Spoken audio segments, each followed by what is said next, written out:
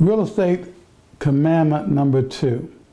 If you want to succeed as a real estate investor, you have got to create a team of licensed professionals who do what you want to do in the real world. You need a real estate agent on your team. The real estate agent is the purveyor, so to speak, of opportunity, real estate deals. They have their pulse on the market. So you've got to have that person on your team. And in fact, you can have more than one real estate agent you're working with. You need an appraiser.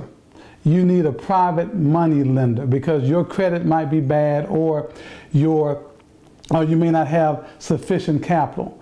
These are the people that you go to get your problems resolved.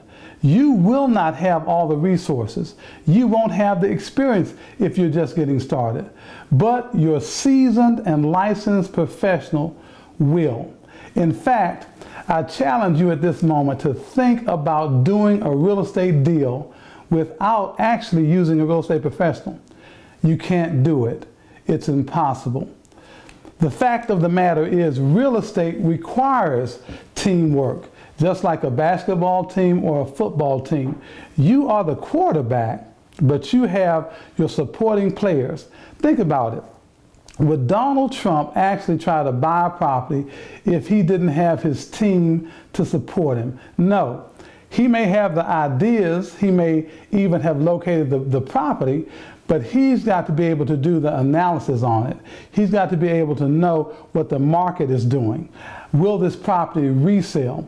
Your team of professionals gives you all of those things until you are capable enough to do it yourself. And even then, more than likely, you will still go back to them time and time again. You need to have a title professional on your team because laws change every day. And as a real estate investor, you can't keep up with all of those things. Your team begins the process of your real estate investing career.